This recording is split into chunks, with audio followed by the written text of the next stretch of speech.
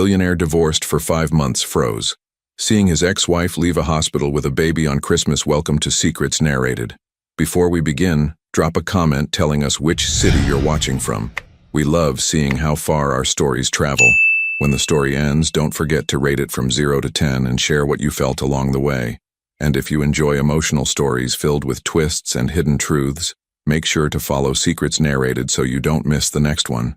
Now, sit back, relax, and enjoy every detail. The automatic doors of St. Mary's Hospital slid open with a soft whoosh, releasing the sterile scent of antiseptic into the crisp December air. Miles Harrington stepped inside, his Italian leather shoes clicking against the polished marble floor.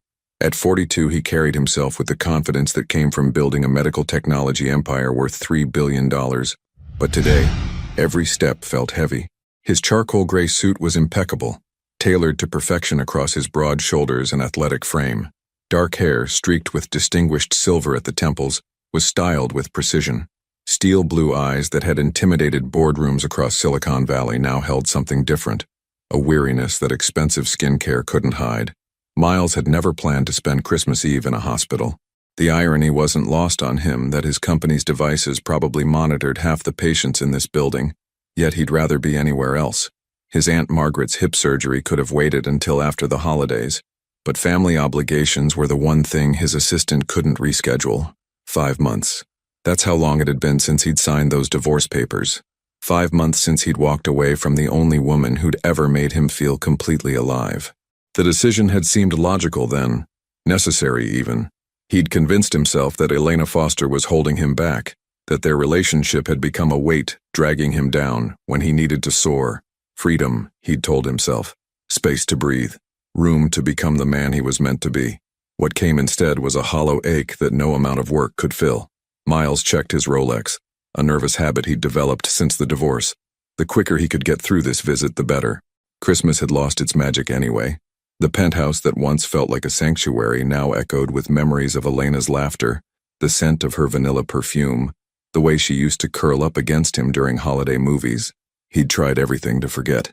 Therapy sessions with Manhattan's most expensive psychiatrist, antidepressants that left him feeling numb, anti-anxiety medication that barely took the edge off the panic attacks that struck at 3 in the morning.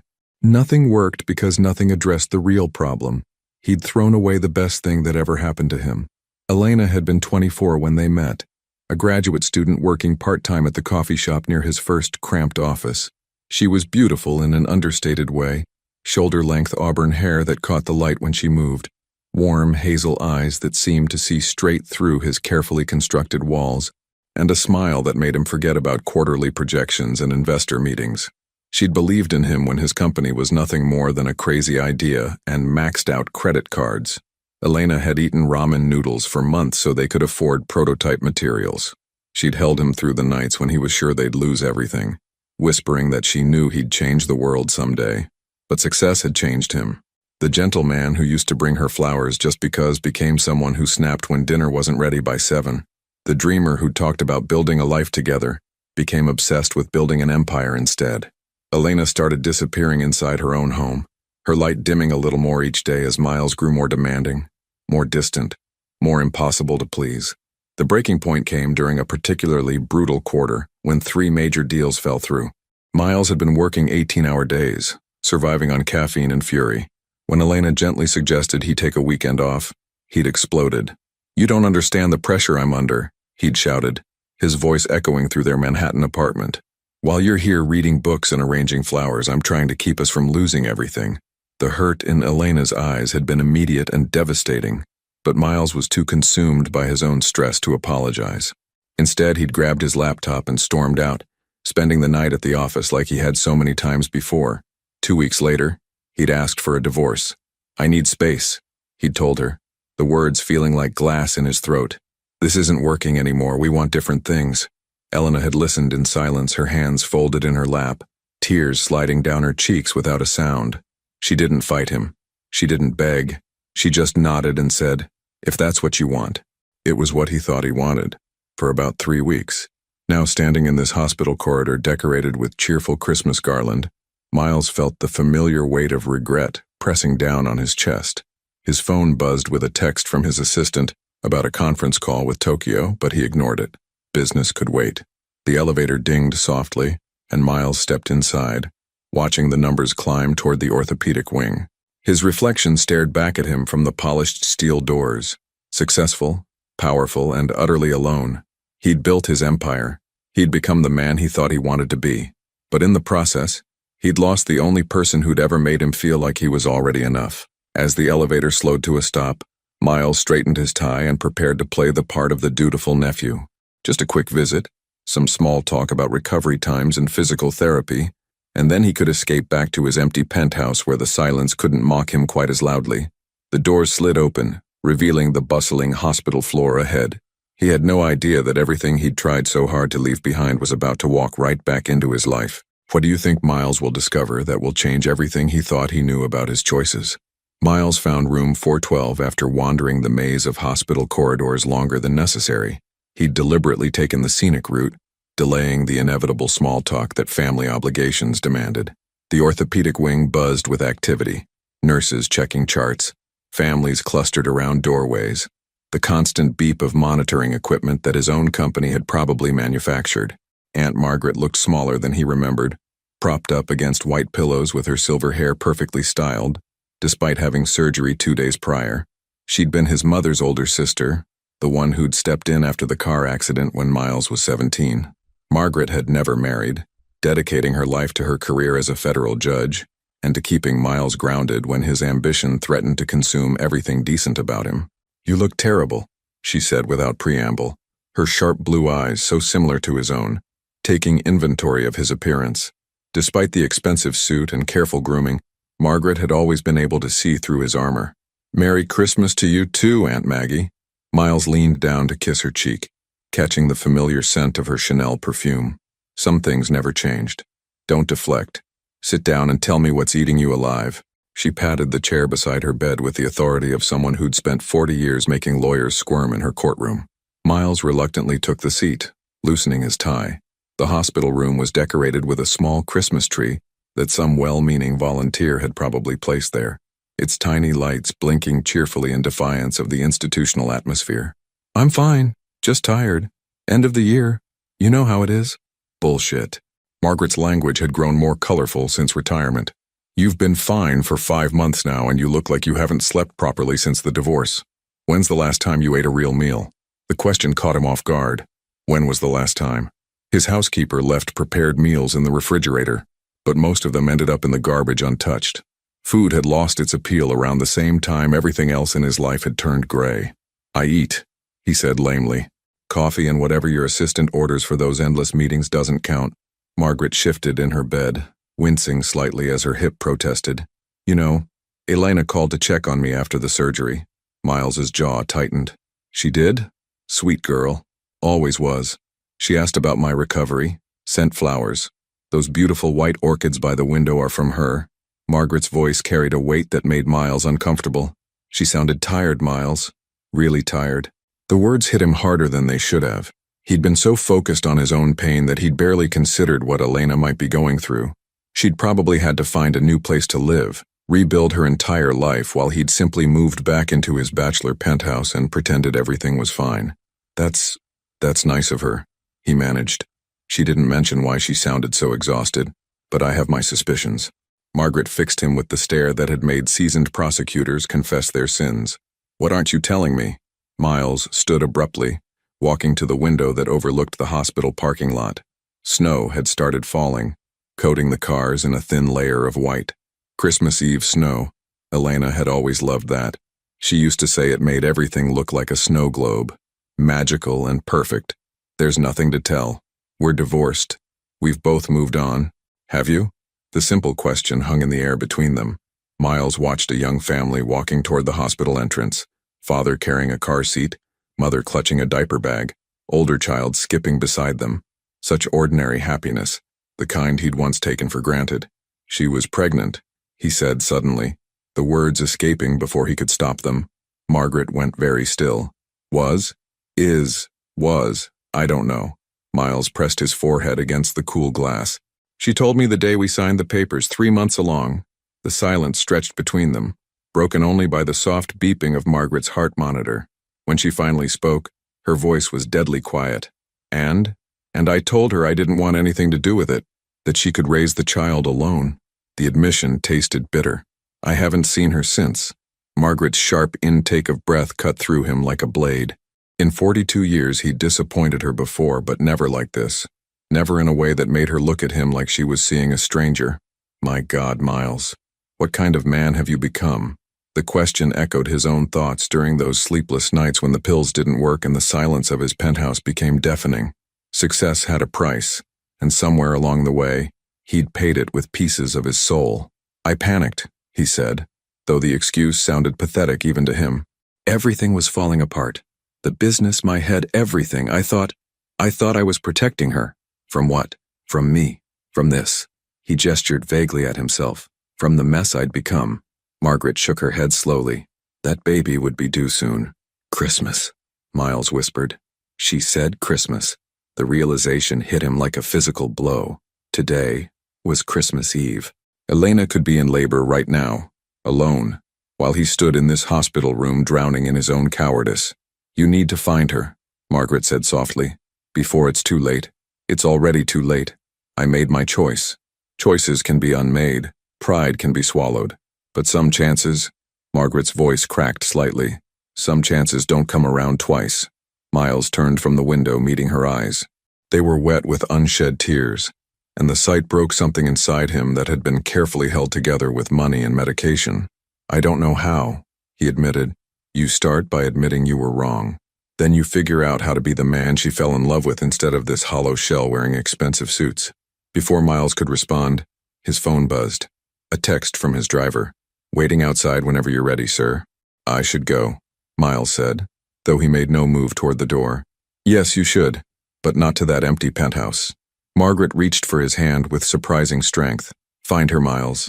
Find them both, before you lose the only thing that ever really mattered. As Miles leaned down to kiss his aunt goodbye, he caught sight of the parking lot again. A woman was walking slowly toward the main entrance, moving carefully like someone carrying something precious. Even from this distance, even with snow obscuring his view, something about her made his breath catch. The hair color was right. The height was right. The way she moved. His heart stopped. Elena, and she was heading straight into the hospital where he stood frozen, watching his past and future collide in the falling snow. Miles's legs moved before his mind could process what he was seeing. He left Margaret's room without a proper goodbye, his Italian leather shoes echoing against the hospital corridors as he half walked, half ran toward the main entrance. His heart hammered against his ribs with a violence that made him wonder if this was what a heart attack felt like. The elevator seemed to take an eternity. He watched the numbers descend. 4th floor, 3rd, 2nd. Each ding marking time in slow motion. When the doors finally opened to the main lobby, Miles stepped out into a world that felt fundamentally different than the one he'd entered an hour ago. The lobby was bustling with Christmas Eve activity, families visiting patients, medical staff heading home for the holiday, volunteers distributing small gifts to children in the pediatric ward. But Miles saw none of it. His entire focus was on the automatic doors at the far end of the space, where he'd last seen that familiar silhouette walking through the snow. He positioned himself near a bank of chairs by the main entrance, trying to look casual while his pulse thundered in his ears. Maybe he'd been wrong. Maybe it hadn't been Elena at all. Maybe his guilt-ridden mind was playing tricks on him, projecting her image onto some stranger because the doors slid open, and there she was. Elena Foster stepped into the hospital lobby moving slowly, deliberately, like someone carrying something infinitely precious. She wore a long wool coat the color of deep burgundy, her auburn hair longer than he remembered, falling in soft waves around her shoulders. But it was what she carried that made Miles's world tilt off its axis. A baby, tiny, wrapped in a soft cream-colored blanket, cradled against her chest with the protective instinct of a mother who'd learned to be everything to someone who depended entirely on her. Miles felt his knees go weak. The baby was real. His child, the child he'd rejected, dismissed, abandoned, was here, breathing, alive, perfect. Elena looked tired in a way that went deeper than sleepless nights. There were shadows under her hazel eyes that spoke of weeks spent navigating new motherhood alone. Her skin was paler than he remembered, and she moved with the careful gait of someone still recovering from childbirth. But even exhausted, even worn down by circumstances he'd forced upon her, she was still the most beautiful woman he'd ever seen. She approached the information desk, her voice soft as she spoke to the volunteer, probably asking for directions to a patient's room. Miles couldn't hear the words, but he could see the gentle way she adjusted the baby's blanket, the automatic sway in her posture that new mothers develop to keep their children calm. 2 days old, the premise had said.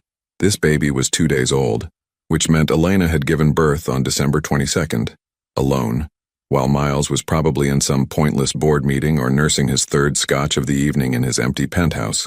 The volunteer pointed Elena toward the elevators, and she turned, walking directly toward where Miles sat frozen in his chair. For a moment, he considered running, ducking behind the information pillar, taking the stairs, anything to avoid the confrontation that was about to destroy whatever fragile peace he'd managed to construct over the past 5 months. But his legs wouldn't move. He could only sit there, watching as the mother of his child, the woman he'd loved and lost and abandoned, walked closer with each step. Elena was about 10 feet away when she saw him. She stopped abruptly, her eyes widening with a shock that quickly gave way to something harder to read. Not anger exactly, not surprise either. Something that looked almost like resignation, as if she'd known this moment would come eventually and had simply been waiting for it. Miles. Her voice was steady, carefully controlled. The baby stirred slightly at the sound, making a soft mewling noise that hit Miles like a physical blow. Elena. His own voice came out rougher than intended. He stood slowly, his hands shaking as he shoved them into his pockets. I didn't expect to see you here. My friend Rebecca had her appendix out yesterday. I was visiting. Elena's explanation was matter-of-fact, but her grip on the baby had tightened protectively. What about you? My aunt. Hip surgery. The words felt incredibly stupid given the enormity of what stood between them. Here they were, making small talk while their child, slept peacefully in her arms. An awkward silence stretched between them, filled with 5 months of hurt and words that couldn't be taken back. Hospital life continued around them. Announcements over the PA system, the soft squeak of wheelchair wheels, conversations in a dozen languages. But Miles felt suspended in a bubble where only the 3 of them existed. The baby, he started, then stopped, unsure how to continue. What did you say to the woman whose pregnancy you'd rejected? How did you ask about a child you'd claimed you never wanted to meet? His name is Alexander. Elena's voice was soft but firm. Alexander James Foster. Foster. She'd kept her maiden name, of course. Miles had no right to expect otherwise, but the choice still stung. His son wouldn't even carry his name. Alexander, Miles repeated, the syllables feeling foreign on his tongue. That's a good name. Elena didn't respond. She was studying his face with an intensity that made him feel exposed, as if she could see every sleepless night, every moment of regret, every pill he'd swallowed trying to numb the pain of losing her. You look thin, she said finally. The observation, delivered without malice but with a detachment that hurt more than anger would have, made Miles acutely aware of how much weight he'd lost. His suits hung differently now. His housekeeper had started leaving larger portions, worried about his declining appetite. You look tired, he countered, then immediately regretted the words. Of course she was tired. She'd just given birth. She was raising a newborn alone because he'd been too much of a coward to face responsibility. I am tired, Elena said simply, but that comes with the territory. Another silence. Alexander made another small sound, and Elena automatically began the gentle swaying motion that Miles was learning was universal among new mothers. The simple gesture, so natural, so instinctive, highlighted everything he'd missed, everything he'd chosen to miss. Elena, he began, but she cut him off with a slight shake of her head. Don't, she said quietly. Not here, not like this. She was right. The hospital lobby, surrounded by strangers and Christmas decorations, wasn't the place for the conversation they needed to have. But Miles felt desperate, like if he let her walk away now he might never get another chance. Can we talk? Somewhere private? His voice cracked slightly on the last word. Elena looked down at Alexander, who had fallen back into the peaceful sleep of the very young, then back at Miles. For a moment he thought she might refuse. She had every right to. He'd forfeited his claim to her time, her consideration, her forgiveness the day he'd told her to raise their child alone. There's a chapel on the 2nd floor, she said finally. It's usually empty this time of day. Miles nodded, relief flooding through him even as terror gripped his chest. He was about to face the consequences of the worst decision he'd ever made, and he had no idea if there was any path forward that didn't end in complete devastation. As Elena moved toward the elevators, Alexander still sleeping peacefully in her arms, Miles followed at a respectful distance. His son, his beautiful, perfect son who didn't even know he existed. The elevator doors closed around the three of them, and Miles caught his reflection in the polished steel. He looked exactly like what he was, a man who'd lost everything that mattered and was only just beginning to understand the true cost of his choices. The chapel on the second floor was indeed empty, a small sanctuary tucked away from the medical chaos beyond its doors.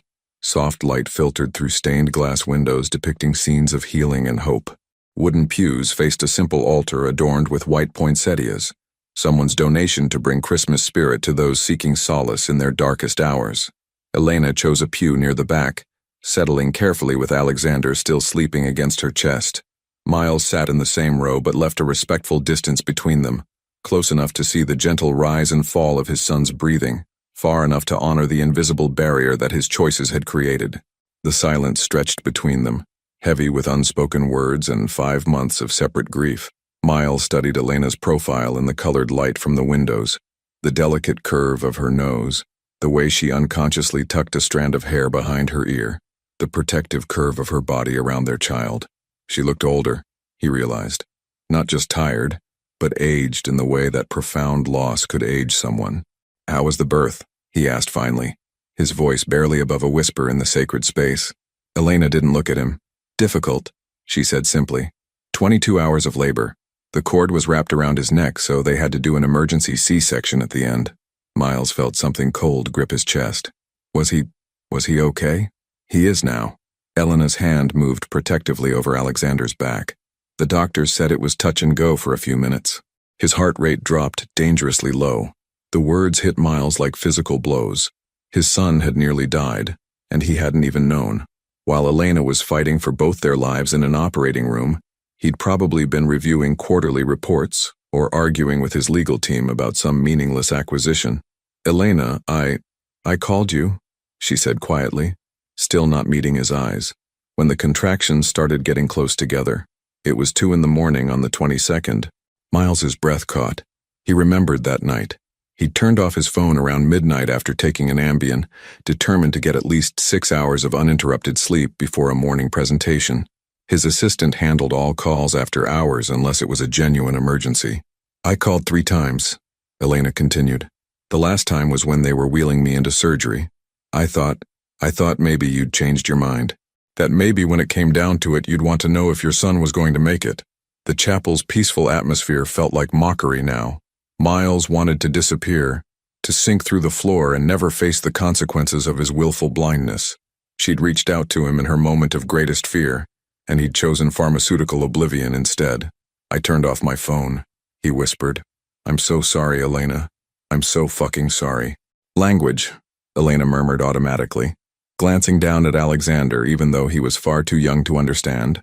The maternal instinct was so immediate, so natural, that it highlighted everything Miles had missed about becoming a parent. "Sorry," he said again, this time for the profanity.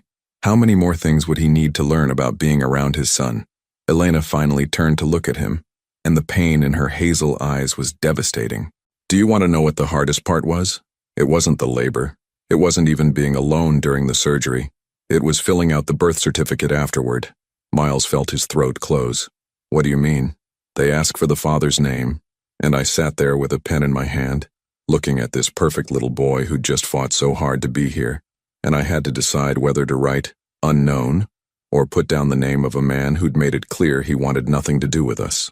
The image of Elena, exhausted and alone, making that impossible choice while he slept peacefully in his king-sized bed, was almost more than Miles could bear. "What did you write?" "Alexander James Foster," she said softly, then paused. "But I also listed you as the father, Miles Harrington, because whatever else you've done, you're still his father.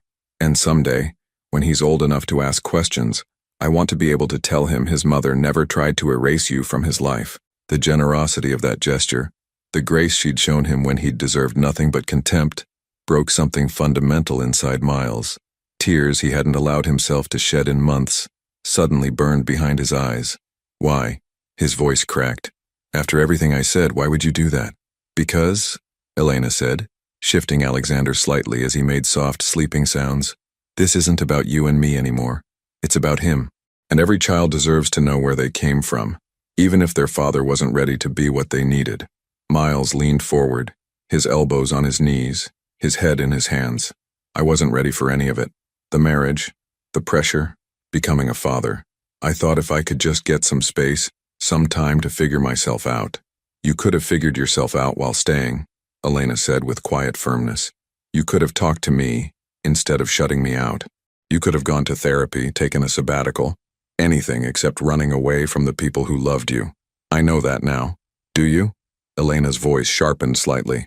Because from where I'm sitting, it looks like you're still running, still choosing the easy path instead of dealing with your problems. Miles lifted his head to meet her gaze. What do you mean? I mean you're here by accident. You didn't come looking for us. You didn't try to find out how Alexander was doing. You're only sitting in this chapel because you happened to be visiting your aunt when I happened to walk through those doors. Elena's voice remained steady, but Miles could hear the hurt underneath. If I hadn't shown up today, would you have ever wondered if your son was healthy, happy, if he had your eyes or your smile? The question hung in the air between them. Miles wanted to lie, to claim he'd been planning to reach out, but Elena had always been able to see through his carefully constructed facades. I was scared, he admitted, terrified that you'd tell me to get lost, that you'd moved on and built a life that was better without me in it. So you decided for both of us that we were better off without you. Yes. Just like you decided we were better off divorced without asking what I wanted. Yes. Elena was quiet for a long moment, looking down at Alexander. When she spoke again, her voice was softer but no less pointed. You know what the irony is, Miles? All those months when you were pulling away, when you were angry and distant and impossible to reach, I kept hoping you'd remember who you used to be. The man who brought me coffee in bed on Sunday mornings, who stayed up all night when I had the flu, making sure I stayed hydrated, who told me he wanted to build something beautiful with me. Miles remembered that man too. He felt like a stranger now, buried under years of stress and ambition, and the desperate need to prove he was more than the scared kid whose parents had died too young. I don't know how to be him anymore, Miles said quietly. Then learn, Elena said, but don't expect me to teach you. I'm too tired to save anyone else right now. I've got my hands full keeping one little person alive and healthy. As if summoned by her words, Alexander stirred in her arms, making the soft mewling sounds that Miles was beginning to recognize as signs of waking up. Elena automatically began the gentle rocking motion, her attention immediately shifting to her son's needs. He's hungry, she said, checking her watch. I need to get home to feed him. The practical reality of Elena's new life, feeding schedules, diaper changes, the endless demands of a newborn, hit Miles with unexpected force. While he'd been drowning in self-pity, she'd been learning to be everything to someone who depended on her completely. Elena, he said as she carefully gathered her purse and prepared to stand. What would I have to do? To be part of his life, I mean. She looked at him for a long moment, Alexander now fully awake and beginning to fuss in her arms. I don't know, Miles, but whatever it is, it would have to be about him. Not about getting me back. Not about easing your guilt. About being the father he deserves consistently, reliably, without drama or conditions or escape clauses. I want to try. Wanting isn't enough, Elena said, standing carefully. Alexander needs more than good intentions. He needs someone who shows up, someone he can count on, someone who won't disappear when things get hard. She paused at the end of the pew, looking back at him one last time. If you're serious about this, Miles, prove it. Don't call me tomorrow with grand gestures and promises. Figure out who you are now, who you want to be, and whether you're capable of putting someone else's needs before your own. Because if you hurt him the way you hurt me, she didn't finish the sentence. She didn't need to. As Elena walked out of the chapel carrying their son, Miles remained in the pew, surrounded by stained glass angels and the echo of her challenge. For the first time in months, he had something concrete to focus on. Not getting Elena back. He wasn't sure that was even possible anymore. But becoming worthy of the trust of a 2-day-old boy who didn't even know his name yet. The question was, after everything he'd done, everything he'd failed to be, was it already too late? Miles sat in the chapel for another 20 minutes after Elena left, staring at the stained glass window where colored light painted abstract patterns on the empty pew beside him. The silence that had felt peaceful when they'd first entered now pressed against him like a physical weight, heavy with the echoes of everything Elena had said. Figure out who you are now, who you want to be, and whether you're capable of putting someone else's needs before your own. Her words replayed in his mind as he finally stood and walked back through the hospital corridors. Christmas Eve was winding down around him. Visiting hours were ending, staff was rotating to skeleton crews, and the decorations seemed more garish than festive under the fluorescent lights. When he reached the main entrance, Miles pulled out his phone and called his driver, then immediately hung up. Instead of heading home to his empty penthouse, he found himself walking out into the December evening, letting the cold air shock his system into something approaching clarity. Snow was still falling steadily, muffling the sounds of the city around him. Miles had no destination in mind. He just walked, his expensive suit wholly inadequate for the weather, his Italian leather shoes slipping slightly on the sidewalks. For the first time in months, the physical discomfort felt appropriate. He deserved to be cold. He deserved to be uncomfortable. 3 blocks from the hospital, he passed a children's clothing store, its windows decorated with tiny mannequins wearing holiday outfits. Without thinking, Miles stopped, pressing his palm against the cold glass. Newborn sizes, 0 to 3 months. Little onesies printed with reindeer and snowflakes, impossibly small shoes, blankets soft enough for the most delicate skin. Alexander was 2 days old. What did 2-day-old babies need? What did they wear, eat, think about? Miles realized with crushing clarity that he knew nothing about infants. He could negotiate billion-dollar deals in 3 languages, but he'd never changed a diaper, never warmed a bottle, never soothed a crying child. His phone buzzed. A text from his assistant. Hope your aunt's visit went well. The Tokyo call has been moved to 9 a.m. your time tomorrow. Merry Christmas. Miles stared at the message for a long moment, then typed back, cancel all my meetings for the next week. Family emergency. He hit send before he could second-guess himself. The next message went to his personal assistant. I need you to research something for me. Everything about newborn care. Books, classes, whatever new fathers are supposed to know. Also, find me the best child psychologists in the city, ones who work with fathers who are starting late. Then, before he lost his nerve entirely, he called Dr. Claire Mitchell, the psychiatrist he'd been seeing sporadically since the divorce. Her voicemail picked up immediately. Of course, it was Christmas Eve, but he left a message anyway. Dr. Mitchell, it's Miles Harrington. I know it's a holiday, but I need to schedule an emergency session as soon as possible. Something has happened, and I think I'm ready to do the real work now. The work we talked about. Call me back when you can. By the time Miles made it back to his building, his suit was soaked through and his hands were numb with cold. The doorman, Roberto, looked concerned as he held the door. Mr. Harrington, are you all right? You look like you've been walking for hours. I'm fine, Roberto, just needed some air. Miles paused in the marble lobby, looking at his reflection in the polished surfaces. He looked exactly like what he was, a man who'd just had his world turned upside down. Actually, Roberto, can I ask you something? Of course, sir. You have grandchildren, don't you? Roberto's face lit up with pride. 5 of them, ages 2 to 16. What's it like, being responsible for someone so small? Roberto studied Miles's face with the perceptive gaze of someone who'd worked with people long enough to read between the lines.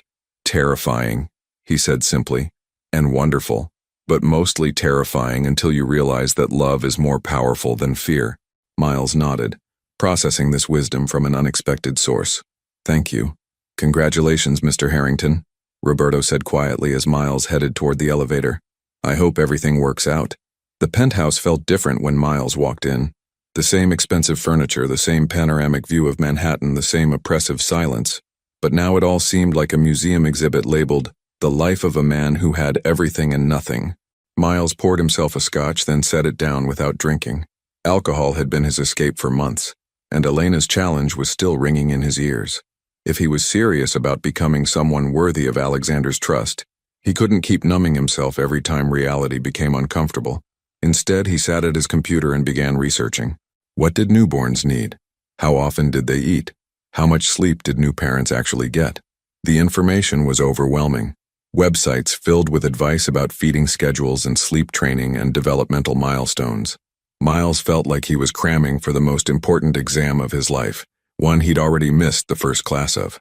Around midnight, his phone rang. Dr. Mitchell, calling back despite the late hour. "Miles, I got your message. You sound different. What's happened?" "I have a son," Miles said, the words feeling surreal even as he spoke them. "He's 2 days old, and I haven't been part of his life at all.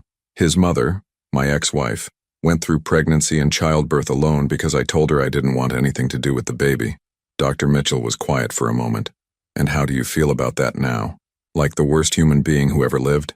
Miles leaned back in his chair, staring at the ceiling. "Like I've wasted 5 months feeling sorry for myself while a woman I claimed to love was building a life without me.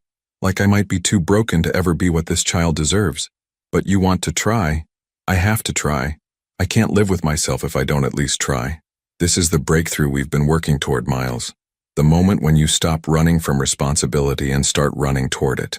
Dr. Mitchell's voice was gentle but firm. "It won't be easy. Changing ingrained patterns never is, especially when there's a child involved who can't wait for you to figure yourself out. I know. Are you prepared for the possibility that it might be too late? That Elena might not be willing to let you into Alexander's life?" Miles thought about Elena's exhausted face, the protective way she'd held their son, the careful distance she'd maintained even in the chapel's intimate space. "I have to try anyway," he said. "Even if it's too late for Elena and me, Alexander deserves to know his father tried." After he hung up, Miles returned to his research with renewed focus. By 3 a.m., he'd filled a notebook with information about newborn development, feeding schedules, and safety guidelines. He'd also ordered a dozen books about fatherhood, child psychology, and healthy co-parenting relationships. But the most important thing he did was write a letter he might never send. "Alexander," it began, "you don't know me yet, and I haven't given you any reason to want to, but I'm your father, and I want you to know that your existence has already changed me in ways I didn't think were possible. Your mother is the strongest, most amazing woman I've ever known, and if you grow up to be half as brave and good as she is, you'll be remarkable. I made terrible mistakes before you were born. I was scared and selfish and too proud to admit I needed help. I hurt your mother, and I abandoned both of you when you needed me most. I can't undo those choices, but I can promise you this. I'm going to spend every day for the rest of my life trying to become the father you deserve. I don't know if your mother will ever forgive me enough to let me be part of your life, but whether you grow up knowing me or just knowing about me, I want you to understand that you were wanted. Maybe not at first, maybe not by someone who was ready to be a good father, but you are wanted now. Completely, desperately, with every broken piece of my heart. I love you already, Alexander. I love you enough to change everything about who I've been." Miles folded the letter carefully and placed it in his desk drawer. Today actually, since it was now Christmas morning, he would start the real work. Therapy, parenting classes, whatever it took to become someone worthy of holding his son. Outside his windows, snow continued to fall over Manhattan, covering the city in a blanket of white. Christmas morning was dawning on a world that looked completely different than it had 24 hours ago. Miles looked at his reflection in the dark window and saw for the first time in months a man who had something to fight for. The question now was whether it was too late to win. 3 days after Christmas, Miles stood outside the Upper East Side brownstone where Elena now lived, holding a bag from Whole Foods and questioning every decision that had led him to this moment. He'd spent the past 72 hours in a crash course on becoming a better human being, but standing on her doorstep made all his preparation feel inadequate. Dr. Mitchell had squeezed him in for an emergency session on Christmas Day, a gesture that had cost him triple her usual rate, and convinced him she took his commitment seriously. They'd spent 2 hours dissecting his relationship with Elena, his fears about fatherhood, and the emotional walls he'd built around success and control. Transformation isn't about grand gestures, she'd told him. It's about showing up consistently, even when it's uncomfortable, especially when it's uncomfortable. Miles had also enrolled in a new father's class that started the following week, ordered every book on infant development Amazon could deliver overnight, and had his first appointment with a family therapist who specialized in rebuilding relationships after abandonment. But none of that preparation had prepared him for the simple act of ringing Elena's doorbell. Before he could lose his nerve, he pressed the button. Footsteps approached slowly, and then Elena's voice came through the intercom, cautious. "Who is it?" "It's Miles. I brought groceries." A long pause. "Miles, what are you doing here? I know you said not to call with grand gestures." he said to the speaker. So I'm not calling. And groceries aren't grand. They're just necessary. You shouldn't have to worry about shopping with a newborn. Another pause. Longer this time. Miles could hear Alexander crying faintly in the background, the sound hitting him like a physical punch. Leave them on the steps, Elena finally said. Thank you. Elena, please, just let me see him for 5 minutes. I swear I'm not here to pressure you or make this about us. I need to see that he's okay. The intercom went silent. Miles stood on the cold concrete steps, breath visible in the winter air, wondering if he'd already failed his first real test. Then the door opened. Elena stood in the doorway wearing yoga pants and an oversized sweater, her hair pulled back in a messy bun. She looked exhausted in the way only new mothers could, a bone-deep tiredness that went beyond lack of sleep. But she was still the most beautiful woman he'd ever seen. 5 minutes, she said, stepping aside to let him in. Miles followed her into a cozy living room that was nothing like the sterile perfection of their former Manhattan apartment. This space was warm, lived in, with soft throws on the furniture and books stacked on every available surface. A bassinet sat near the couch, and the sound of Alexander's crying was clearer now. Not distressed, just the persistent fussing of a baby who wanted something he couldn't articulate. He's been cluster feeding all morning, Elena explained, moving toward the bassinet. The pediatrician says it's normal, but it's exhausting. She lifted Alexander carefully, automatically beginning the swaying motion that Miles was learning was universal among new mothers. The baby quieted slightly at her touch, but continued the soft whimpering that spoke of discomfort. Can I? Miles set down the groceries and moved closer, his hands halfway extended before he stopped himself. Would it be okay if I held him? Elena studied his face for a moment, then nodded.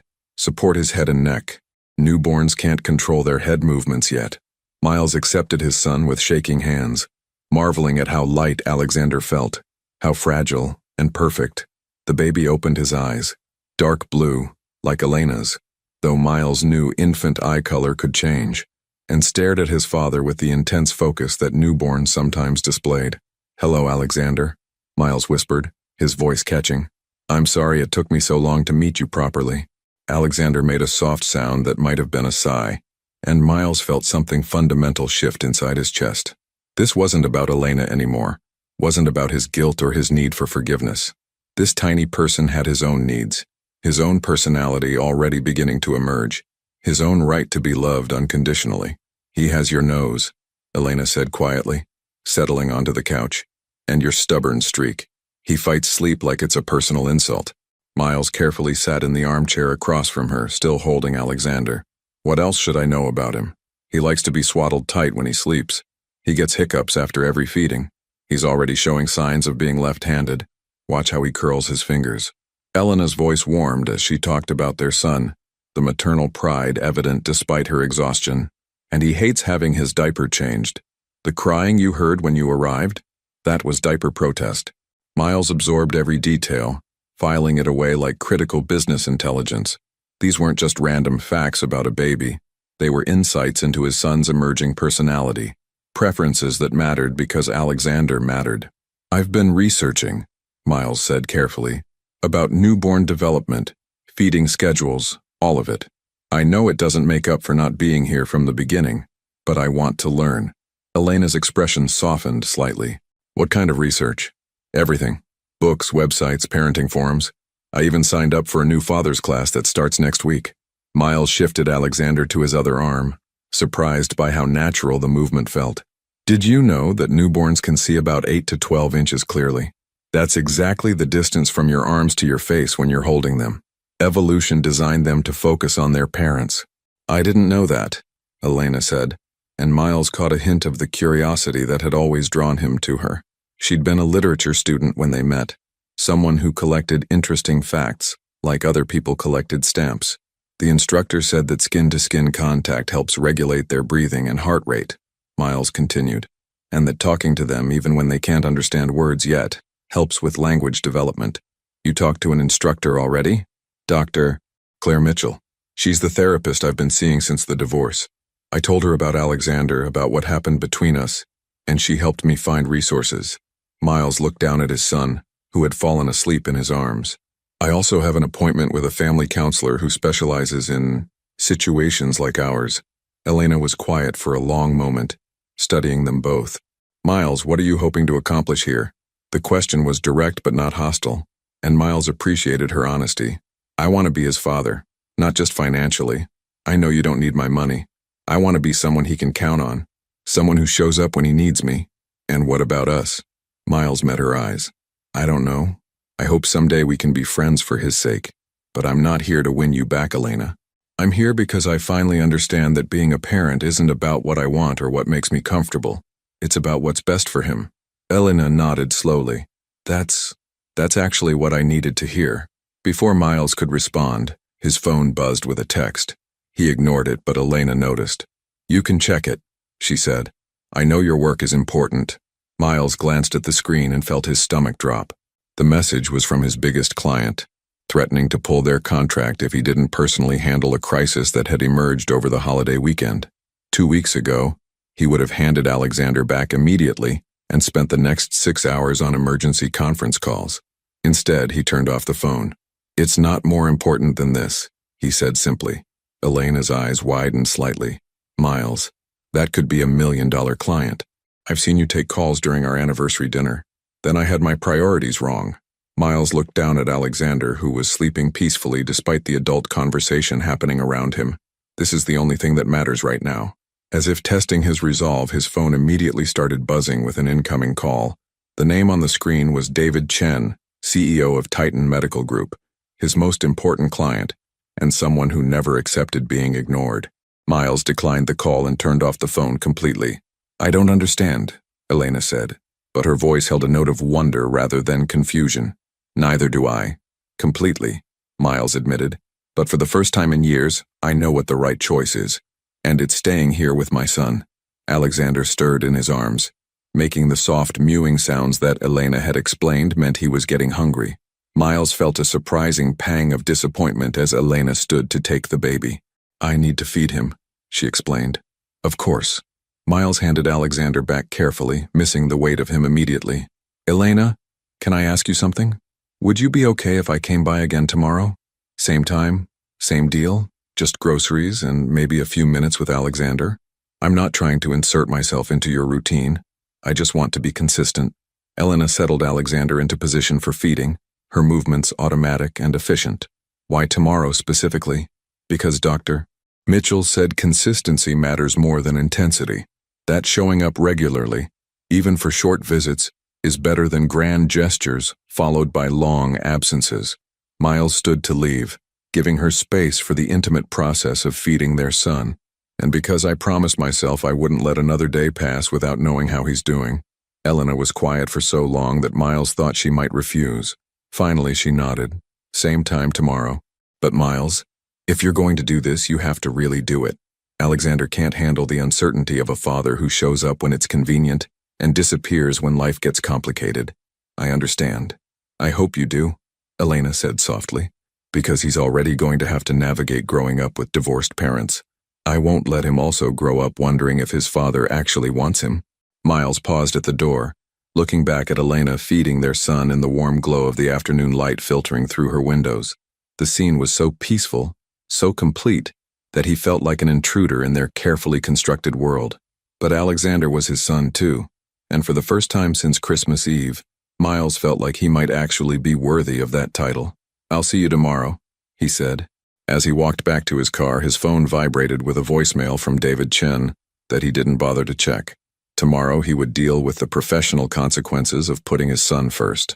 Tonight he would research more about newborn feeding schedules and wonder if Elena might someday trust him enough to let him stay longer than 5 minutes.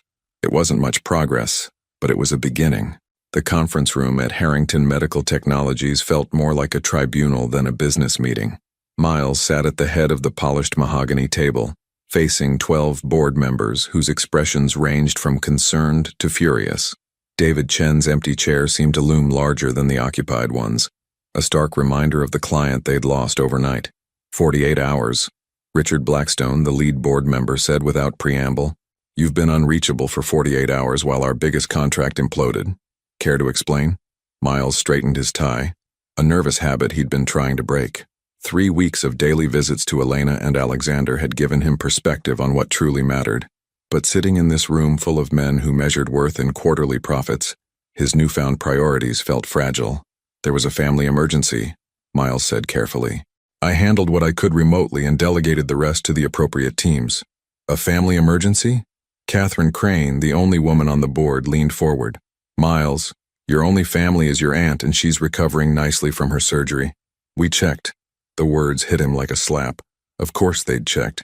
These people had built careers on knowing every detail about everyone they worked with. The fact that none of them knew about Alexander spoke to how completely he'd compartmentalized his personal life. It's complicated, Miles said. Complicated doesn't begin to cover the shitstorm you've created, snapped Jonathan Torres, whose pharmaceutical division had been counting on the Chen contract. Titan Medical isn't just pulling their business. They're telling everyone in the industry that Harrington Medical is unreliable. Do you have any idea how much this is going to cost us? Miles did know. Roughly $30 million in immediate losses, with potential ripple effects that could reach twice that amount. 2 months ago, those numbers would have sent him into a panic that lasted weeks.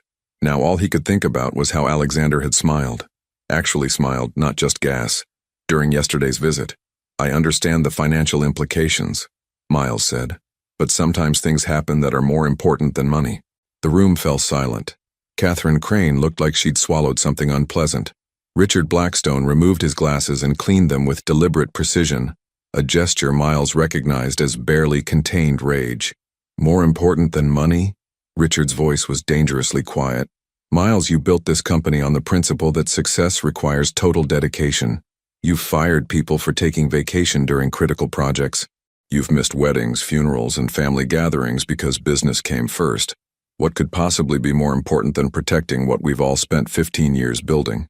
Before Miles could answer, his assistant knocked on the conference room door. Usually Sandra knew better than to interrupt board meetings, but her expression was urgent. I'm sorry to interrupt, but there's someone here to see Mr. Harrington. She says it's about his son. The words fell into the conference room like a grenade. Miles felt the blood drain from his face as 12 pairs of eyes turned to stare at him with varying degrees of shock and confusion. His what? Catherine Crane's voice cut through the silence. Miles stood quickly. I'll handle this. We can resume the meeting. Sit down, Richard commanded. Sandra, send whoever it is in here. Now. Sir, I don't think that's... Now. Miles wanted to disappear through the floor. In 3 weeks of carefully managed visits with Elena and Alexander, he'd managed to keep his professional and personal lives separate. He'd been building trust slowly, proving his consistency without the pressure of outside scrutiny. Now that fragile progress was about to be exposed to a room full of people who saw vulnerability as weakness. The conference room door opened, and Elena walked in carrying Alexander in his car seat. She looked professional in dark slacks and a cream-colored blouse, her hair pulled back in a low bun, but there were dark circles under her eyes, and she moved with the careful precision of someone operating on very little sleep. Alexander was awake and alert, his dark blue eyes taking in the unfamiliar surroundings. I'm sorry to interrupt, Elena said, addressing the room with the poise Miles remembered from corporate dinner parties. I'm Elena Foster. I wouldn't have come if it wasn't urgent. Miles found his voice. Elena, what's wrong? Is Alexander okay? He's fine, she said quickly, then hesitated. But we need to talk. In private. I'm afraid privacy isn't an option right now, Richard said coldly. Miss Foster, is it? You mentioned Mr. Harrington's son. We weren't aware he had any children. Elena's gaze flicked to Miles, and he saw a flash of understanding in her eyes. She'd walked into a minefield, and his board was about to use their son as ammunition against him. Alexander is 3 weeks old, Elena said simply, lifting the car seat slightly. Miles is his father. The silence that followed was deafening. Miles watched his carefully constructed professional image crumble in real time as the board absorbed this information. Jonathan Torres looked like he was calculating how this revelation would affect stock prices. Catherine Crane's expression had shifted from surprise to something that looked almost like admiration. 3 weeks, Richard repeated slowly. And you're just now telling us about this? Elena, Miles said, standing again. What did you need to tell me? She took a deep breath. Dr. Jennifer Reynolds called this morning. Alexander's bilirubin levels are elevated. It's probably nothing serious, but he needs to go back to the hospital for more tests and possibly phototherapy. Miles felt the world narrow to a single point of focus. Is he in danger? The doctor doesn't think so, but jaundice can be serious in newborns if it's not treated properly. Elena's voice was steady, but Miles could see the fear underneath her calm exterior. I know you're in a meeting, but I thought you should know. In case something happens. Miles was already reaching for his jacket. Let's go. Sit down, Richard commanded again. Miles, you can't just walk out of another emergency meeting because my son might need medical treatment, Miles said, his voice cutting through Richard's protest. That's where I'm going to be. This is exactly what we're talking about, Jonathan Torres exploded. You have responsibilities to this company, to your employees, to your shareholders. You can't just abandon everything every time your personal life gets complicated. Miles turned to face the board, and for the first time in his professional career, he felt absolutely certain about his priorities. You're right, he said calmly. I can't abandon everything every time my personal life gets complicated. But this isn't complicated. This is simple. My 3-week-old son might need medical treatment, and I'm going to be there for him. If you walk out of this room right now, Richard said coldly, we'll have to seriously reconsider your position as CEO. Miles paused at the door, Elena and Alexander beside him. The threat should have terrified him. He'd spent 15 years building this company, sacrificed his marriage and his happiness for this boardroom and these people who were now treating his son like an inconvenience. Then you'll have to reconsider, Miles said. Elena, let's go. As they left the conference room, Miles could hear the explosion of angry voices behind them. Catherine Crane's voice cut through the chaos. For God's sake, the man just found out he's a father. Give him 5 minutes to figure out his priorities. In the elevator, Elena was quiet for a long moment. Alexander had fallen asleep in his car seat, blissfully unaware of the drama his existence had just created. I'm sorry, Elena said finally. I had no idea you hadn't told them about us. It's not your fault, Miles said, though his mind was racing through the implications of what had just happened. You did the right thing coming to get me. How long have his levels been elevated? Dr. Jennifer Reynolds noticed it yesterday during his 2-week checkup, but she wanted to monitor it for 24 hours before making a decision about treatment. Elena shifted the car seat to her other arm. It's common in newborns, especially ones who had difficult births, but it needs to be watched carefully. The elevator opened to the lobby where Sandra was waiting with Miles's coat and car keys. I called your driver, she said quietly. He's waiting outside. And Miles, for what it's worth, you made the right choice. As they walked toward the car, Elena asked, Are you going to lose your job over this? Miles helped her secure Alexander's car seat in the back of the sedan, marveling at how natural the motion had become after 3 weeks of practice.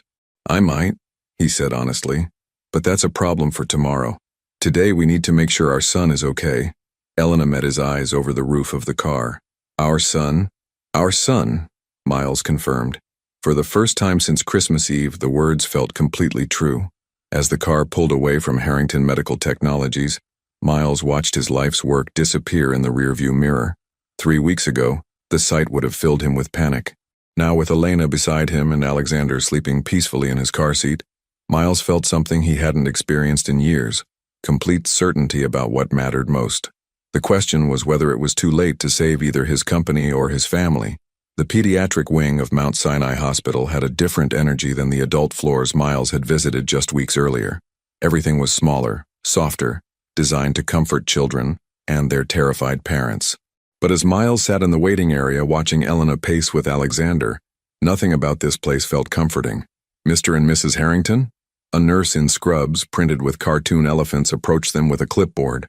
Foster, Elena corrected automatically. Elena Foster. We're not married. The nurse's expression didn't change, but Miles felt the familiar sting of how complicated their situation had become. 3 weeks of daily visits had created an intimacy around their son, but legally, professionally, socially, they were still strangers navigating an impossible situation. Ms. Foster, we're ready to admit Alexander for phototherapy. Dr. Jennifer Reynolds will explain everything, but I need you to fill out these forms first. Elena took the clipboard with shaking hands. Miles could see the exhaustion in every line of her body, the weight of 3 weeks of single motherhood combined with the terror of watching your newborn face a medical crisis. Hey, Miles said softly, moving closer. Let me help with the paperwork. Elena looked at him for a moment and he could see her internal struggle.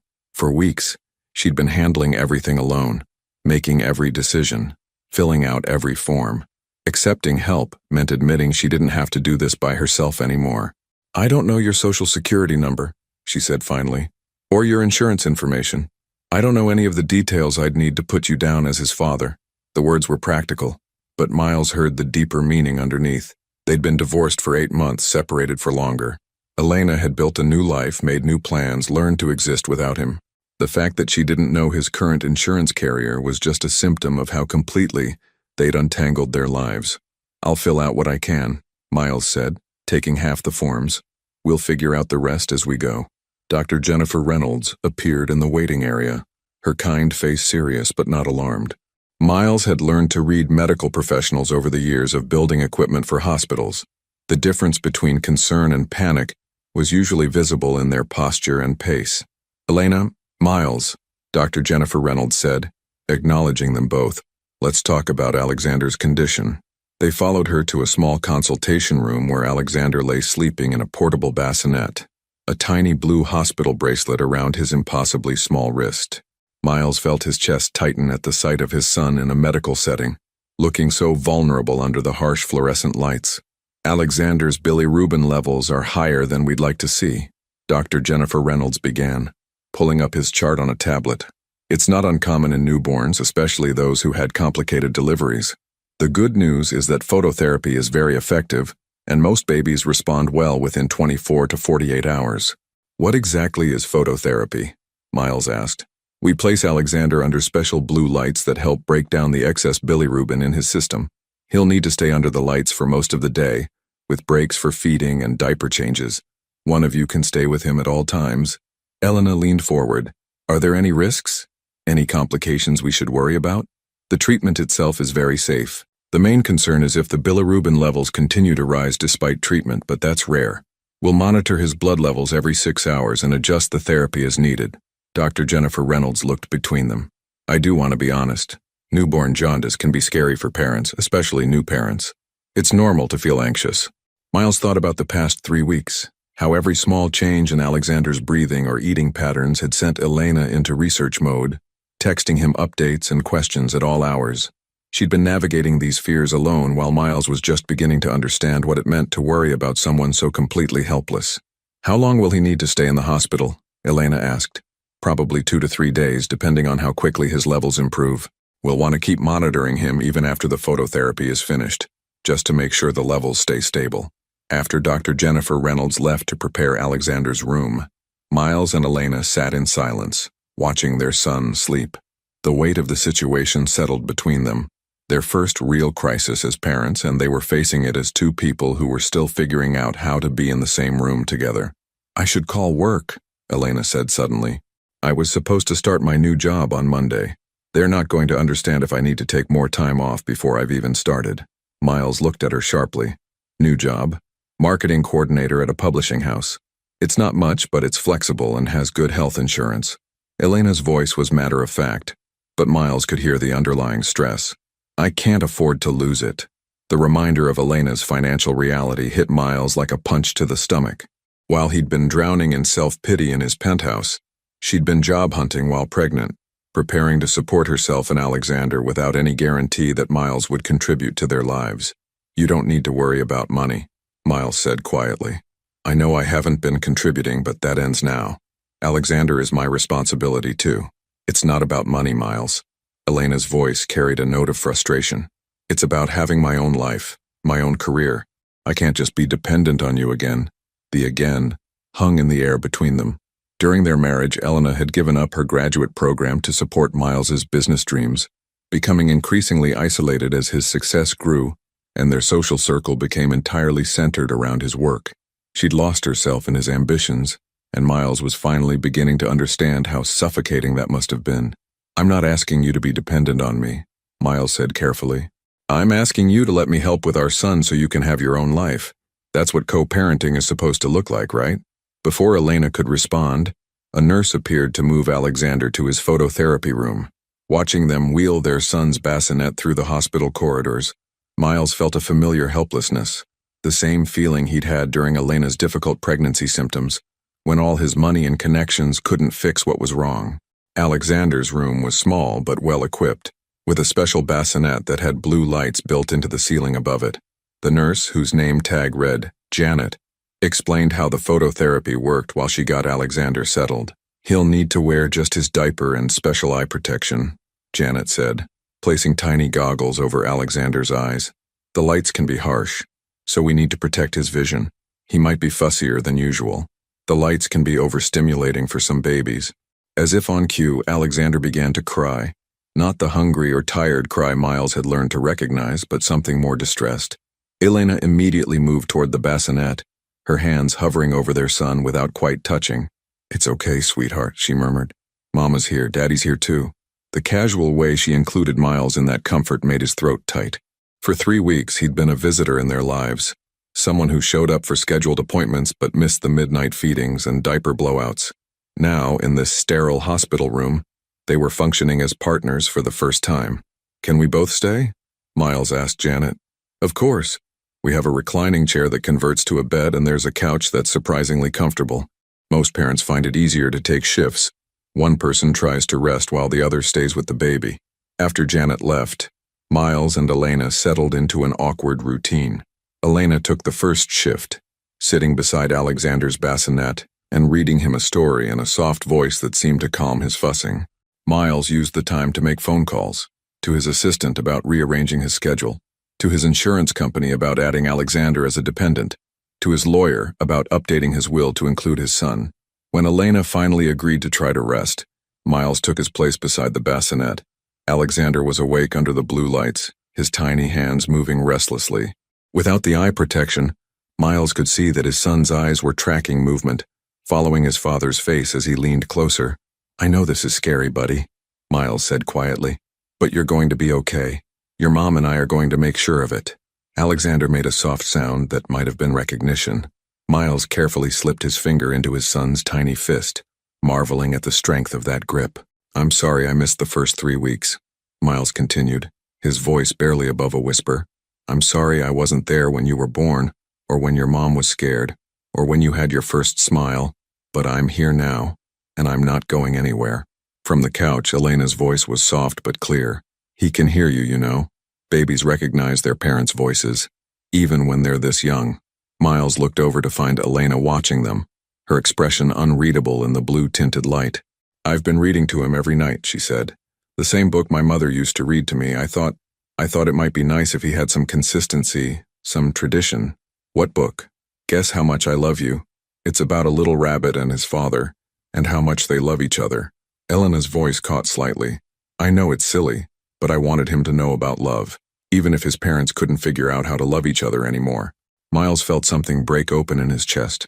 For weeks, Elena had been building a life for Alexander filled with love and security and traditions, while Miles had been trapped in his own guilt and fear. She'd been giving their son everything she could, including the promise of a father's love that Miles hadn't yet proven he could deliver. "It's not silly," Miles said. "And Elena, I never stopped loving you.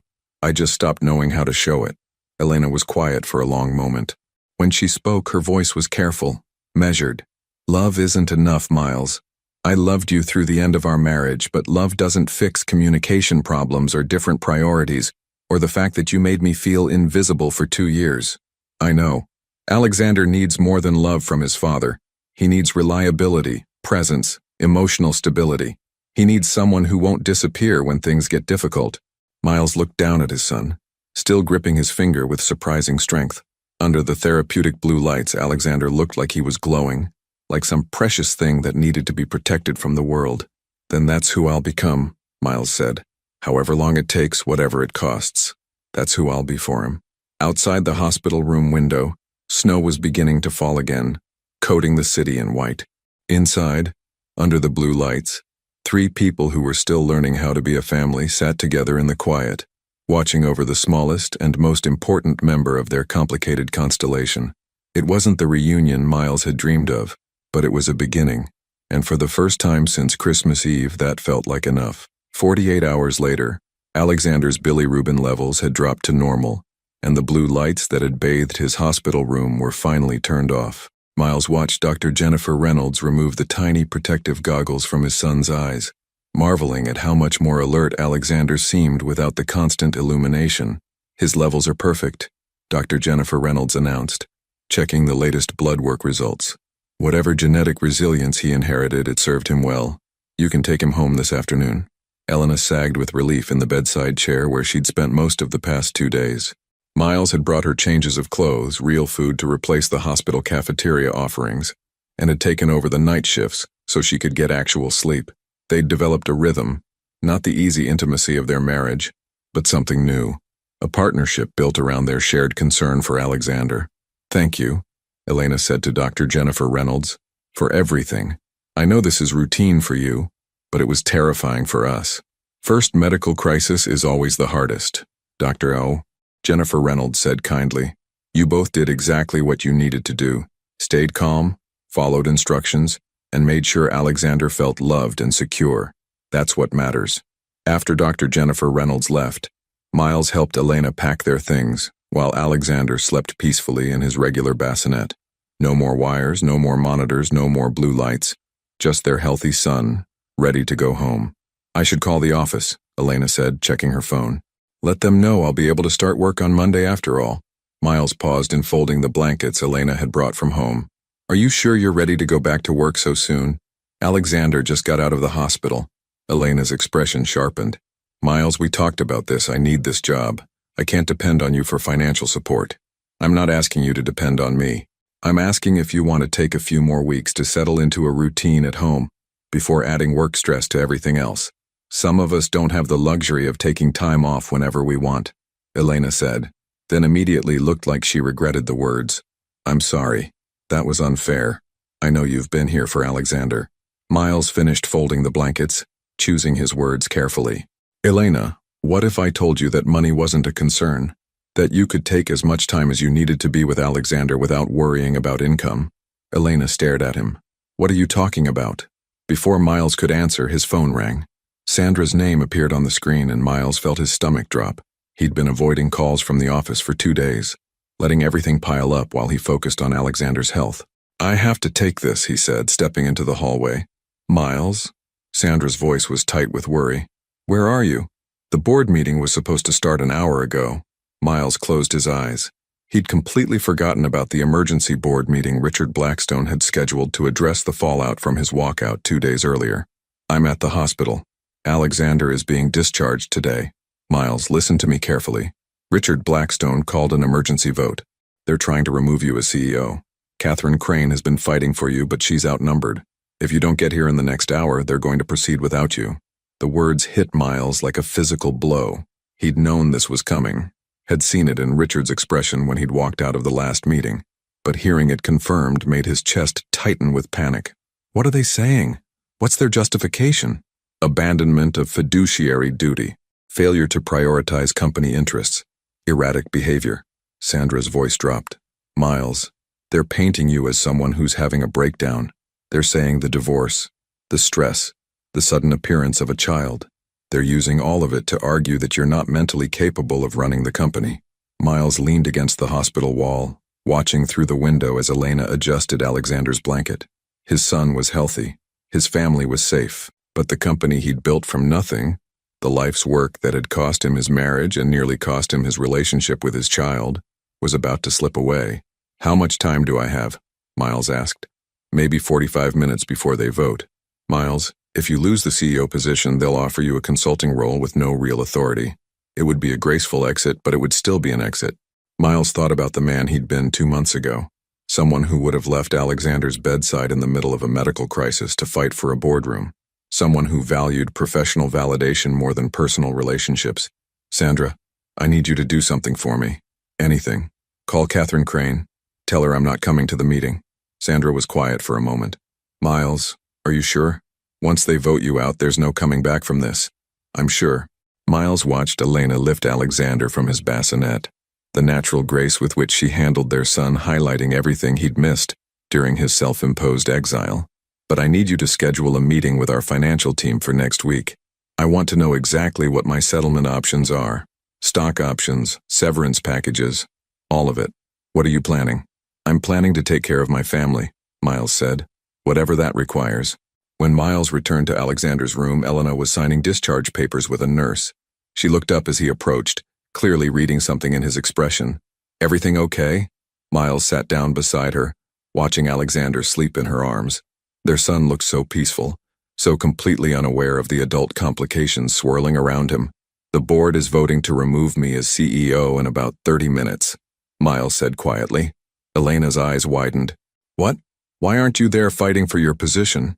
Because I'm here with Alexander with you, where I should have been all along. Miles, that company is your life's work. You can't just let them take it away. Miles met her gaze, seeing the confusion and concern there. For 8 years, Elena had watched him sacrifice everything.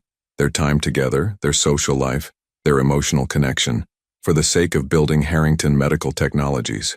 The idea that he would choose to be at the hospital instead of fighting for his professional survival must have seemed impossible. My life's work is supposed to be building something that lasts, Miles said. The company will survive without me. It's successful enough to run itself, but Alexander won't get another chance to have his father present for the important moments. Elena was quiet for a long time, studying his face. What does this mean for your financial situation? For your ability to support Alexander? Miles had run the calculations during the sleepless hours of the past 2 days.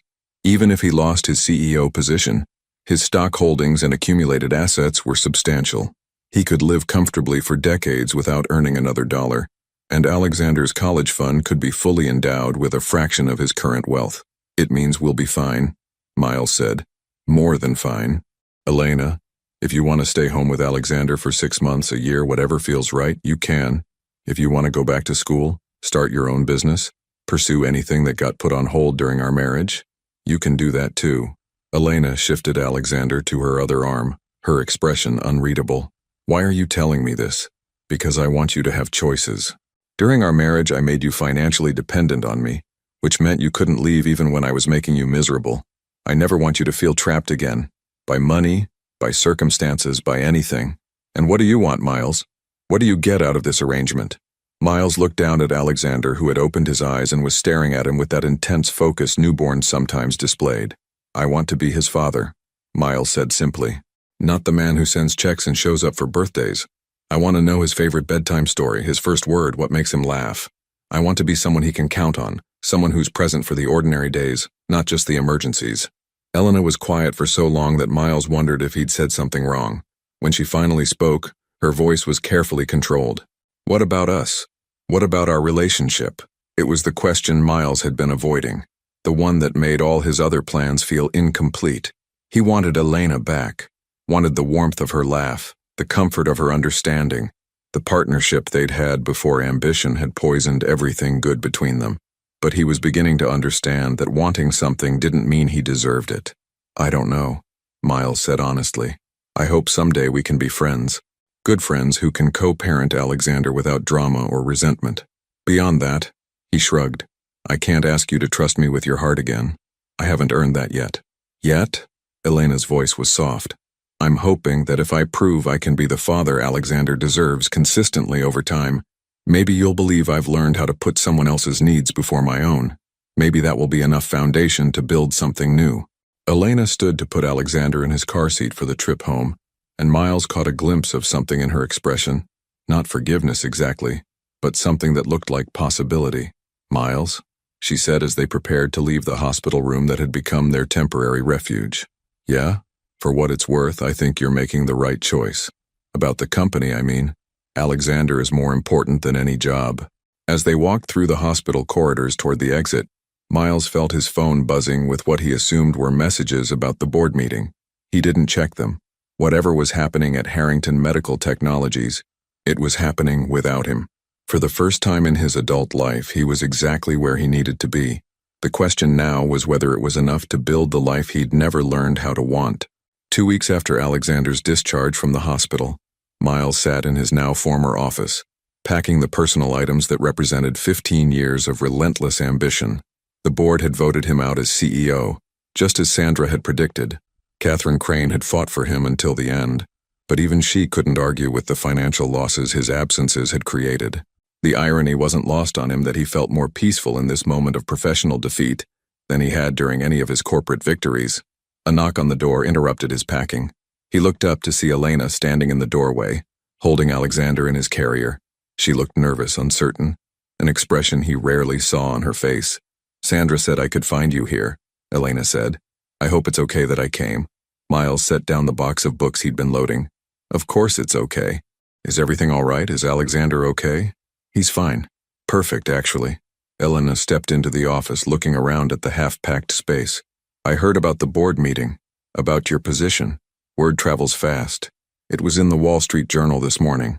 Elena sat in one of the leather chairs facing his desk, the same chairs where they'd once planned their future together when the company was just a dream. Harrington Medical Technologies names new CEO after founder's departure. Something like that.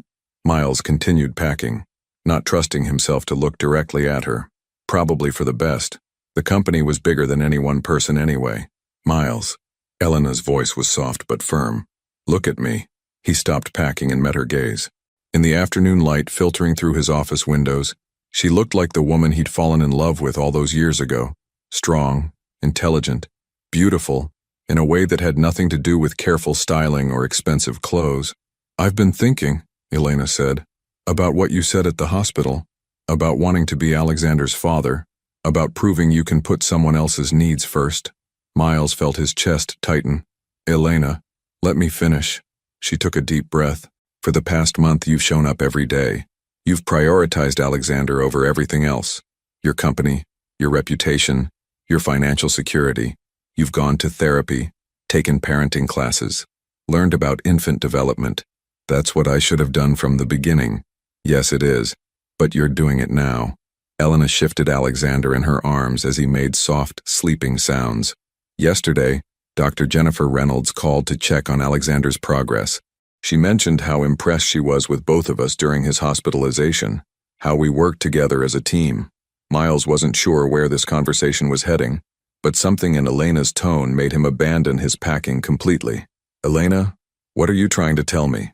I'm trying to tell you that I've been watching you become the man I always hoped you could be, not the man you were when we got married, and not the man you became when success went to your head.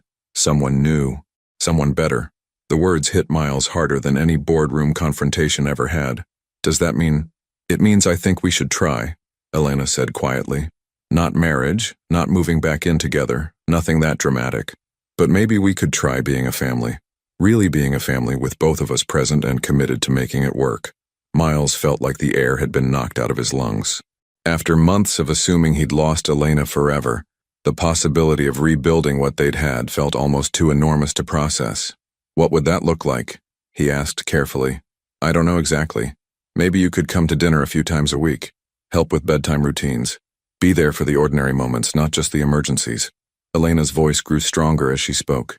Maybe we could go to couples therapy together, learn how to communicate without hurt and resentment. And if it doesn't work, if we can't get past everything that happened? Elena looked down at Alexander, who was starting to stir in her arms. Then at least Alexander will grow up knowing his parents tried, that we put his needs first and did our best to give him a stable, loving home. Miles moved around the desk to sit in the chair next to Elena's, close enough to see the tiny details of Alexander's face, the way his eyebrows were starting to look like Elena's, the small dimple in his chin that matched Miles's own. Elena, I need you to know something, Miles said. Losing the company, starting over professionally, none of that scares me.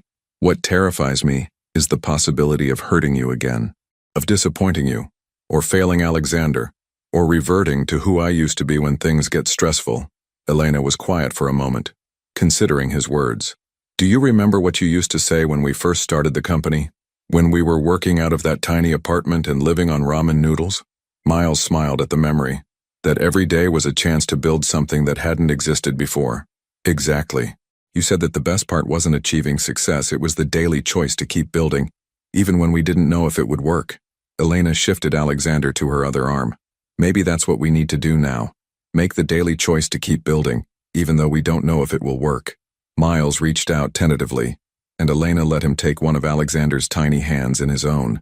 Their son's fingers immediately curled around Miles's thumb with surprising strength. I fired my therapist, Elena said suddenly. Miles looked at her in surprise. What?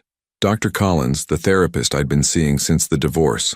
I fired her because she kept telling me I should protect myself from getting hurt again. She said trusting you was a mistake, that people don't really change, that I should focus on building a life that didn't include you at all. Maybe she had a point. Maybe she did. But watching you with Alexander, seeing you choose him over everything else, that's not the man she was warning me about. That's not the man I divorced. Elena met Miles's gaze directly.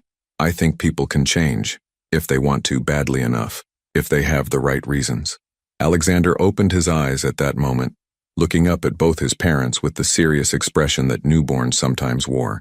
Miles felt a profound sense of responsibility settle over him, not the overwhelming panic he'd felt when Elena first told him she was pregnant, but a calm certainty about what mattered most.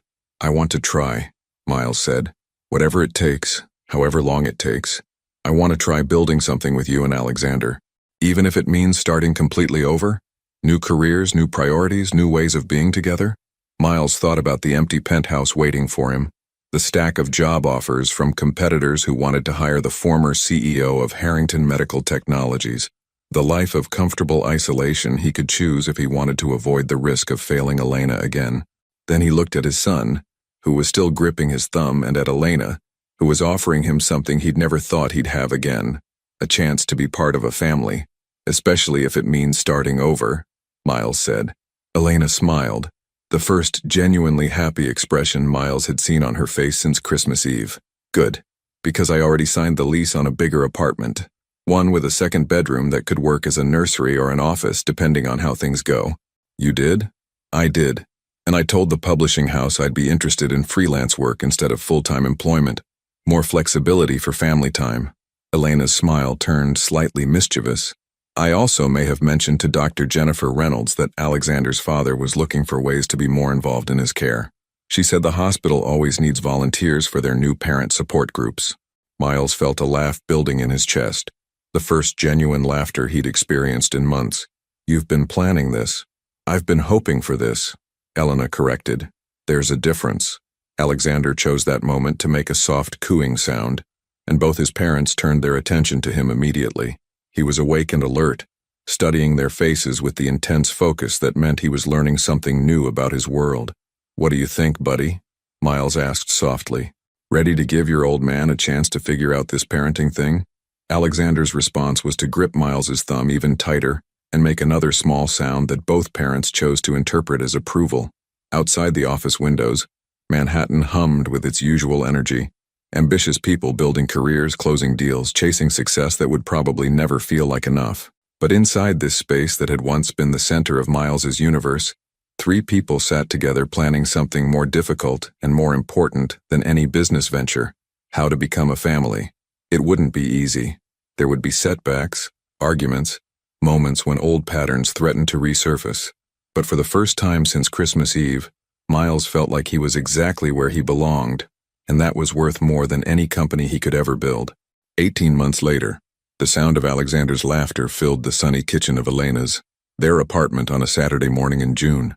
At 18 months old, he was a whirlwind of curiosity and energy, currently fascinated by the way his plastic blocks made different sounds when dropped on various surfaces. Miles sat cross-legged on the hardwood floor, building towers for Alexander to knock down, marveling at how much joy he found in this simple routine. His son had Elena's intelligent eyes and her stubborn determination, but Miles was beginning to see traces of his own personality emerging, a methodical way of examining new toys, a preference for routine that bordered on obsession.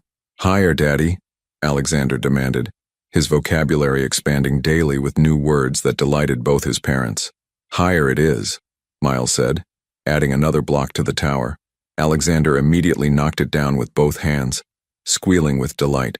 Elena appeared in the doorway, dressed for her morning run in athletic clothes that showed off the strength she'd rebuilt after pregnancy. She'd completed her master's degree in marketing the previous fall, coursework she'd managed around Alexander's schedule with Miles's support, and now freelanced for 3 different publishing houses while working on a novel she claimed was probably terrible but therapeutically necessary. "How long have you two been up?" she asked, settling on the floor beside them. "Since 5:30, Miles said. "Someone decided that sunrise was the perfect time for block engineering, and you let me sleep through it? You had your deadline yesterday. You needed the rest." Miles passed Alexander a new block, watching as their son examined it with scientific precision before adding it to his collection. "Besides, we had important architectural projects to discuss." Elena smiled, and Miles felt the familiar warmth that had gradually returned to their relationship over the past 18 months. It wasn't the passionate romance of their early marriage, but something deeper, a partnership built on daily choices, shared responsibilities, and the gradual rebuilding of trust. They'd moved carefully, deliberately. Miles had kept his own apartment for the first 6 months, joining Elena and Alexander for dinner most nights, but maintaining space while they figured out how to be together without falling back into old patterns. Couples therapy with Dr. Martinez had been challenging but transformative, teaching them to communicate without defensiveness, to address problems before they became resentments. The turning point had come 8 months earlier, when Alexander had taken his first steps, from Elena's arms to Miles's, back and forth across the living room, while both parents cheered. That night, Elena had asked Miles to stay over for the first time since the divorce, not for romance, but because she wanted Alexander to wake up to both his parents celebrating his milestone. "What's your plan for today?" Elena asked, stretching beside them on the floor. "Story time at the library at 10, then the park if the weather holds. Margaret wants to have lunch with us around 1. She's bringing pictures from her cruise." Miles checked his watch, a simple steel piece that had replaced the luxury timepieces of his CEO days. "What about you?" "Long run, then I want to work on chapter 12. My editor thinks I'm being too hard on the male protagonist." Miles raised an eyebrow. "The one who abandons his pregnant wife?" "The very one. Apparently, readers need to see his redemption arc earlier in the story. They need to believe he's capable of change before the halfway point." "Are you having trouble writing his transformation?" Elena was quiet for a moment, watching Alexander stack blocks with increasing concentration. "Not exactly. I think I understand how change works now. It's not one dramatic moment. It's 1,000 small choices to do better than you did the day before." Miles felt the truth of that observation in his bones. 18 months of daily therapy sessions, parenting classes, and the simple practice of showing up consistently had taught him that transformation was less about grand gestures and more about mundane reliability. Alexander toddled over to Elena, holding up a block for her inspection. "Mama, blue." "Very good, sweetheart. That's definitely blue." Elena kissed the top of his head, inhaling the sweet scent that all toddlers seem to carry. "You're getting so good at colors." Miles watched this exchange with the contentment that had gradually replaced his old need for constant achievement. He'd found work as a consultant for medical startups, helping other entrepreneurs avoid the mistakes he'd made while building Harrington Medical Technologies. The income was a fraction of what he'd earned as a CEO, but it was enough, and more importantly, it allowed him to be present for Alexander's childhood. "Miles?" Elena's voice drew him from his thoughts. "I have something to tell you." Something in her tone made Miles look at her more closely. Elena was smiling, but there was nervousness underneath the expression. "What is it?"